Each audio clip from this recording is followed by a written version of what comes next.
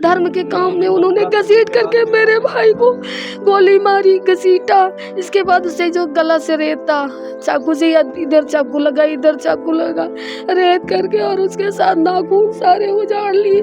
तो ऐसे बस मैं इतना चाहती कि जो सजा मेरे भाई को उन्होंने दी वो सरकार उन्हें दे, प्रशासन, अगर प्रशासन चाहता तो मेरा भाई मरता नहीं। हम अलग अलग हैं, बटे हुए हैं, एकता नहीं है, इसलिए घटनाएं हो रही हैं। अगर वो सारे हिंदू एक होते और भागते ना वहाँ से तो शायद वो उस तरीके से निर्दयता से वो मार नहीं पाते। खींच मारा गवा, गोली लागे, हिया लागे, हिया लागे, हिया लागे, हिया लागे, बाका मारिन, हिया कुल शरीर 14 करंट लगाए। और फिर जत्ती सजा हमें लड़का जितन की दिन गए वैसे उनका सजा मिले चाहिए, वैसे ही मारे जाए, वही गोली मारी जाए उनके। भारत पाकिस्तान तो बन ही गया है, बनाने की क्या बात है? ये हमारे भारत के एक रहना चाहिए हैं, और वो बंटवारा करके आपस में विवाद करते हैं, एक दूसरे को मारते हैं, ये अच्छा नहीं है। पूछा इंसाफ में क्या चाहिए, हमने कहा खून के बदले खून चाहिए, उन्होंने कहा कि मिलेगा। नमस्कार दोस्तों, मैं हूं आदर्श मोहन और आप देख रहे हैं ग्लोबल खबर। अभी आप देख सकते हैं ये घर अपनी तस्वीरों में देखिए, ये राम गोपाल जी का घर है।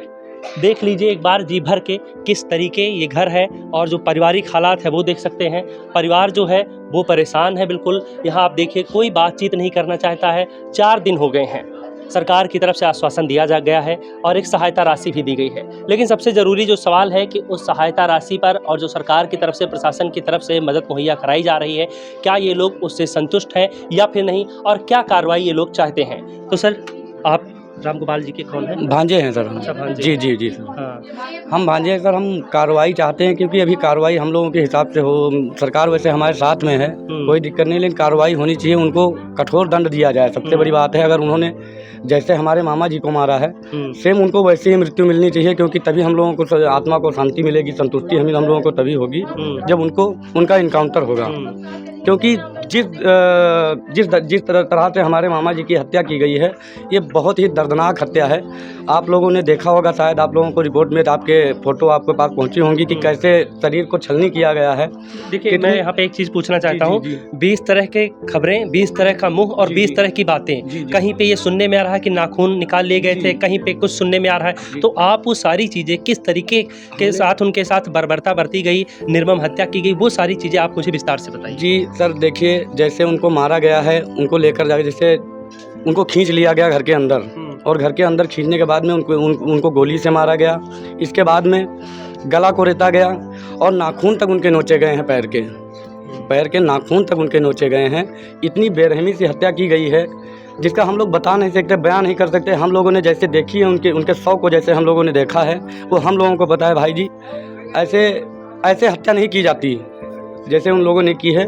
इस तरीके का बर्ताव तो आतंकवादियों के साथ पुलिस प्रशासन कभी नहीं करता, जिस तरीके से निर्दोष के साथ में महाराजगंज के मुस्लिमों ने किया है, और वो भी सिर्फ इसलिए कि वो धार्मिक यात्रा में शामिल हुए, जय माता दी का नारा लगाया और उन्होंने जाकर ऊपर झंडा लगाया। सर, झंडा लगाने का पहले उन्होंने पत्थरबाजी की मूर्ति पे माता जी के उनका हाथ जब तोड़ा गया तो उसने क्या किया कि जैसे आपका ही हो, कोई अगर आहत करता है, आपके ऊपर आहत करेगा तो फिर जरूरी आप चढ़ेंगे, जरूर कुछ ना कुछ करेंगे। तो उन्होंने केवल एक झंडा खींचा, और झंडा खींचने का इतनी बड़ी सज़ा देनी चाहिए थी उनको कि इस तरह से ऐसी बेरहमी से ऐसे मारना चाहिए था कि पैर में शरीर के कोई अंग नहीं बचाया उन लोगों ने, मारने में कसर नहीं छोड़ी, करंट तक लगाया गया।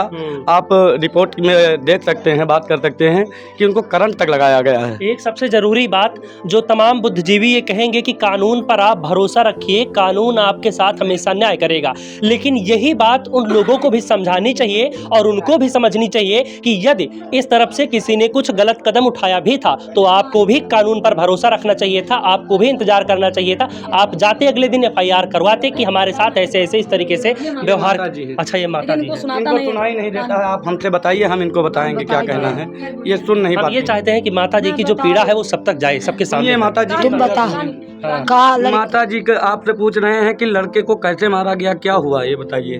खींच मारा गवा, गोली लागे, हिया लागे, हिया लागे, हिया लागे, हिया लागे, बाका मारिन, हिया कुल शरीर 14 करंट लगाए। और फिर जत्ती सजा हमें लड़का के जितन की दिन गए वैसे उनका सजा मिले के चाहिए, वैसे ही मारे जाए, वही गोली मारी जाए उनके। तो यहाँ के जो मुस्लिम हैं वो हिंदुओं को जीने नहीं देंगे। हमरे लड़के गोली लागे, हम तुम्हारा नहीं सुन पाते हैं, हम बहरी हैं, लेकिन वहाँ सजा हो चाहिए। जैसा हम तड़पित है, हमार पता तड़पत वह इतना वो तड़पा मरल, जितना हमार लड़का मारी वह ना कुल्ली उजाड़ लिहिन, फाड़ डालिन, एक एक उजाड़ लिहिन, वैसे ही मारे जाए। ये देखिए आंसुओं को। माताजी, अब मैं कुछ नहीं, इसके आगे मेरे पास शब्द नहीं है। मैं नहीं चाहता हूँ कि हाँ माताजी और ज़्यादा परेशान हो। घर में आप देख सकते हैं जितने सदस्य हैं वो सब परेशान हैं, सब क्या नाम है रो रहे हैं और सरकार से न्याय की गुहार लगा रहे हैं। साफ तौर पर सबका यही कहना है कि जिस तरीके से न्याय मिल रहा है ये इतना धीरे और इतना ये स्लो जो प्रोसीजर है हमें ये नहीं चाहिए। जिस तरीके से हमारे साथ किया गया बिल्कुल उसी तरीके से उनके साथ भी किया जाना चाहिए। तो ये बहन जी हैं उनके। सवाल तो है नहीं हमारे पास कुछ इस दुख की घड़ी में। क्या हम लोग अपनी आस्था को भटका सकते हैं? नहीं भटका सकते। मूर्ति विसर्जन में, धर्म के काम में उन्होंने घसीट करके मेरे भाई को गोली मारी, घसीटा। इसके बाद उसे जो गला से रेता, चाकू से इधर चाकू लगा, इधर चाकू लगा, रेत करके और उसके साथ नाखून सारे उजाड़ लिए। तो ऐसे बस मैं इतना चाहती कि जो सजा मेरे भाई को उन्होंने दी वो सरकार उन्हें दे, प्रशासन, अगर प्रशासन चाहता तो मेरा भाई मरता नहीं। अच्छा, कल योगी आदित्यनाथ से परिवार की मुलाकात हुई थी, तो क्या कुछ बातचीत हुई थी आपसे? उन्होंने तो अनुशासन दिया है, लेकिन जो दोषी हैं उनको कड़ी से कड़ी सजा दी जाएगी। लेकिन मतलब अभी तक कोई उन लोगों को कुछ मिला नहीं है ना, पकड़े जा सके हैं अभी। बस इससे हम लोग संतोष पाके योगी जिससे हम संतुष्ट हैं। कुछ लोग ये कह रहे हैं कि 10 लाख रुपए भी दिए गए हैं। जी जी। तो क्या वो 10 लाख का जो मरहम लगाया गया है उससे घाव भर जाएंगे? नहीं भरेंगे सर, पैसा कितने दिन चलेगा? अगर हम ऐसे ढीले बैठे रहेंगे, प्रशासन ऐसे ढीला रहेगा, तो आज हमारा भाई मरा, कल किसी भी हिंदू की हत्या होगी, ऐसे वो मनोबल बढ़ता जाएगा उन लोगों का। बस इतना हम चाहते हैं उनको कड़ी से कड़ी। बस उनका घर गिराया जाए, काउंटर होनी चाहिए, बस और कुछ मांग नहीं है, हमको पैसे नहीं चाहिए बस। सही बात है कि किसी की जान की कीमत पैसा नहीं हो सकता है, ना आज ना आगे कभी पैसा हो सकता है। सीधे सीधे साफ तौर पर परिवार की यही मांग है कि जिस तरीके से हमारे साथ किया गया है उसी तरीके के साथ उनके साथ होना चाहिए। उन्हें कठोर से कठोर सज़ा मिलनी चाहिए, ताकि जैसा कि अभी बताया माताजी ने कि जैसे आज हमारे भाई के साथ हुआ कल किसी और भाई के साथ ना हो, कल कोई और हिंदू इस घटना का, इस तरीके की घटना का शिकार ना हो। आज हमारा बेटा क्या नाम है जुलूस में, यात्रा में शामिल होता है तो उसके साथ इस तरीके से बरती जाती है। आने वाले समय में अगर कठोर सज़ा नहीं दी गई, अगर एक मिसाल नहीं कायम की गई, तो इसी तरीके से हिंदू जो है वो डरते रहेंगे यात्राओं में शामिल होने से। कोई भी अपने घर से बाहर नहीं निकलेगा। अच्छा बताइए, आप लोगों को अब डर है किसी बात का? जी बिल्कुल डर है, जी बिल्कुल डर है, क्योंकि कुछ भी कर सकते हैं वो लोग। तो हत्यारे हैं, उन लोगों के पास हथियार हैं। हम लोगों के पास हथियार थोड़ी ना है, हम लोग हथियार लेके थोड़ी ना जाते हैं। हम तो माता जी के दर्शन में जाते हैं, हम लोग तो मेला में जाते हैं कि ये मेला है, हमारे माता जी का त्यौहार है। हम लोग हथियार थोड़ी ना लेके जाते हैं। वो तो हथियार, वो तस्कर हैं। उनके वहाँ पे अनेकों हथियार मिलेंगे आपको। हम लोगों के यहाँ पे क्या है, एक डंडा भी तो नहीं होता। हम लोग डंडा भी नहीं रखते, क्योंकि हम हत्यारे नहीं हैं, हम राक्षस नहीं हैं उनकी तरह। जैसे वो राक्षस हैं, हम लोग राक्षस नहीं हैं। कुछ लोग, हम गए हुए थे अभी महाराजगंज बाज़ार में, बात कर रहे थे हम कुछ लोगों से, तो उनका साफ तौर पर कहना है कि जो महाराजगंज को पाकिस्तान बनाने की कोशिश की जा रही है बिल्कुल नहीं चलेगा, और बीच चौराहे पर जो आरोपी है उसको मारा जाना चाहिए और उनका घर गिराया जाना चाहिए। जी सर, अगर ऐसा नहीं होता है, तो फिर हम लोग कहाँ जाएंगे? हम लोग दोबारा कहीं अपनी माता जी का स्थान वहाँ लेकर भी नहीं जा सकते, क्योंकि अगर हम लेकर जाएंगे तो आज इनके साथ हुआ है, कल किसी और, कोई और भाई मारा जाएगा, हमारा कोई और बंधु मारा जाएगा। ऐसे थोड़ी ना चलेगा। हमारे देश गोपाल जी की बीबी की इस समय स्थिति क्या है? सर वो बात करने के हालात में नहीं है।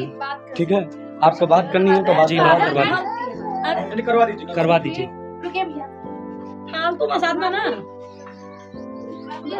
आ जाइए आप, ये देखिए यहाँ परिवार के, बैठे रहिए आप, बैठे रहिए। ये आप देख सकते हैं तस्वीरों में कि किस तरीके से घर की स्थिति है। पूरा जो घर परिवार है वो परेशान है और इनके दिल पर क्या बीत रही है वो ना तो मैं शब्दों में बयां कर सकता हूं और ना किसी तस्वीरों के माध्यम से मैं दिखा सकता हूं। एक कहावत है कि जाके पैर ना फटी बिवाई ओका जाने पीर पर आई। तो इनकी जो तकलीफ़ है, इनकी जो पीड़ा है, उसके लिए कोई शब्द ही नहीं है और ना ही कोई कैमरा बना है जो उन तस्वीरों को कैद कर सके। लेकिन फिर भी जो ये चाहती हैं कि सरकार और प्रशासन के द्वारा इन्हें सहयोग किया जाए। शायद अब कभी भी ऐसा ना हो कि हाँ इस तरीके जैसा हुआ गोपाल के साथ इनके परिवार के ऊपर ऐसी फिर कोई आँच आए। ये कभी ना हो, कोई परिवार नहीं चाहता है। लेकिन अब जो हो गया सो हो गया। गोपाल तो वापस लौट कर नहीं आने वाले हैं, लेकिन ये जो घाव है इस पर अगर मरहम लगाया जा सकता है तो वो किस माध्यम से लगाया जा सकता है, इनसे हम बातचीत करेंगे। आप क्या कुछ चाहते हैं और कल योगी जी से आप मिले तो योगी जी ने आपसे क्या कुछ कहा? उन्होंने तो बहुत कुछ कहा, जो उन्होंने कहा हम उस पर बहुत खुश हैं। हमने बस उनसे इतना ही कहा, हमें इंसाफ दिखा दीजिए। उन्होंने कहा तुम्हें इंसाफ मिलेगा, इंसाफ नहीं। ठीक है, बस जाते हैं। उन्होंने पूछा इंसाफ में क्या चाहिए, हमने कहा खून के बदले खून चाहिए। उन्होंने कहा कि मिलेगा। तो यहाँ देखिए कि बिल्कुल जो स्थिति है बात करने की नहीं है और हमारे पास कुछ शब्द नहीं है कि हम आगे कुछ कहें, कुछ बोलें। लेकिन जिस तरीके से घटना हो रही है इस पर अगर जल्द ही रोकथाम नहीं की गई, लगाम नहीं लगाया गया जी। कहाँ लगाई नहीं कहा इंतजार। अच्छा। हम तो वहाँ तुमसे बताई दिया कि जैसे हमरे लड़का हाँ मारे हैं हाँ। गोली से, हाँ। वैसे ही उनको सजा मिलना चाहिए। ईंट का जवाब पत्थर से चाहिए। हर कोई यहाँ पर परेशान है, चाहे माता हो, चाहे पिता हो, चाहे पत्नी हो, चाहे भाई हो, चाहे भांजा हो। हर कोई यहाँ पर दुखी है, परेशान है। और बाहर की तस्वीरें भी आप एक बार देख लीजिए कि किस तरीके से यहाँ पर भीड़ लगी हुई है। और शायद अब जो है वो यहाँ से अस्थियाँ भी लेकर के जाएंगे। इतने दबंग है, ये बोलना चाहते हैं, अब बस वो कह रहे हैं। क्या क्या बता रहे हैं सर आप? वो बोल रहे थे कि उनकी जो ज़मीन है उस ज़मीन पर कुछ दबंगों ने, जिसमें 2 मुख्य आरोपी हैं इसमें, वो कब्जा कर रखे हैं। उनका डिग्री भी हो गया लेकिन कह रहे हैं कि हमको ज़मीन नहीं मिल रही है। ये बात ये आप लोगों के चैनल के माध्यम से योगी बाबा के पास पहुंचाना चाहते हैं। ये है, आप अपनी बात कहिए इनसे। ठीक है, हम उस पर भी अभी बातचीत कर लेंगे। तो फिलहाल आप देख सकते हैं तमाम सारे लोग हैं यहाँ पर, जितने भी लोग हैं वो परेशान हैं। भले ही कहा जाता है कि दबंगई ख़त्म हो गई है, गुंडाराज ख़त्म हो गया है, लेकिन अभी भी किसी भी गांव में चले जाइए आप तो वहाँ पे दबंगों का जो है वो बोलबाला है। कौन है दबंग, क्या नाम है? जी वहाँ अब्दुल हाशिम हैं और नज़र मोहम्मद हैं और ये कई परिवार के कई लोग हैं। मतलब उनका जो है नाम हमको जानकारी नहीं है। 30 साल से हमारी ज़मीन। आपका क्या नाम है? जी राम गुलाम मौर्य। और यहाँ पे 30 साल से अवैध कब्जा किए हुए हैं। हम यहाँ गए, तहसील पर गए, तहसील में हमारी एसडीएम ने एक कहानी अभी आप देख सकते हैं कि चल रही है, वो पटकथा अभी पूरी नहीं हुई है कि दूसरी भी आप देख सकते हैं कि जिनका नाम बताया जा रहा है, जो गुंडा हैं, जिन्होंने ज़मीन को कब्जा रखा है और जिनकी ज़मीन कब्जाई गई है वो भी आप देखिए। बेशक ये कहा जाए कि गुंडाराज खत्म हो चुका है, गुंडे इस प्रदेश को छोड़कर भाग गए हैं, लेकिन ऐसा नहीं है। हम यहाँ पर गाँव में आए, हो सकता है यहाँ पर और जितने भी लोग आपको दिखाई दे रहे हैं यहाँ पर जो खड़े हैं, इनमें से हर तीसरा आदमी, चौथा, पाँचवा, 10वां आदमी पीड़ित हो किसी न भी किसी व्यक्ति से, किसी न किसी रूप में। तो क्या आप चाहते हैं उन्होंने ज़मीन ऐसे ज़बरदस्ती कब्जा? ज़बरदस्ती 30 साल से साहब कब्जा किया है। जब हमको जानकारी हुई कि आप हमारी यहाँ ज़मीन है तो हमने हदबरारी करवाई, वहाँ पे ऑर्डर किया एसडीएम ने और उसके बाद एक बार नापी भी हुई, फिर भी हमको कब्जा नहीं मिला। कहीं से इंसाफ नहीं मिल रहा है।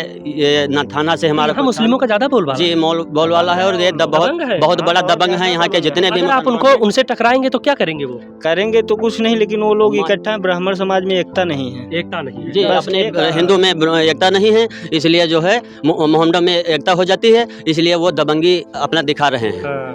और हमारी एकता की सबसे बड़ी हाँ, एकता की कमी। जो योगी आदित्यनाथ ने कहा था कि एक रहेंगे तो नेक रहेंगे और बटेंगे तो कटेंगे, उसका जीता जागता जो उदाहरण है वो आज महाराजगंज में मौजूद है, आप लोग देख सकते हैं। और वही बात यहाँ पर जो लोग खड़े हैं वो भी कह रहे हैं कि हिंदुओं में एकता नहीं है, हिंदी में एकता नहीं है। लेकिन वहीं आप देखेंगे तो उर्दू की एक जुबान कही जाती है, ये सभी लोग एक हैं। मुस्लिमों में एकता की बात ये लोग ही बता रहे हैं। और वहीं दूसरी तरफ अगर आप देखेंगे तो जो विपक्ष है वो भी हिंदुओं को बांटने में लगा हुआ है, पीडीए लेकर के चल रहा है कि ये पीड़ित हैं, ये दलित हैं, ये क्या नाम है ओबीसी है, ये जनरल कास्ट के हैं। General caste, OBC, SC, ST कुछ नहीं। अगर आप एक रहेंगे तो जो योगी आदित्यनाथ ने कहा था तो नेक रहेंगे, लेकिन बटेंगे तो फिर क्या होगा?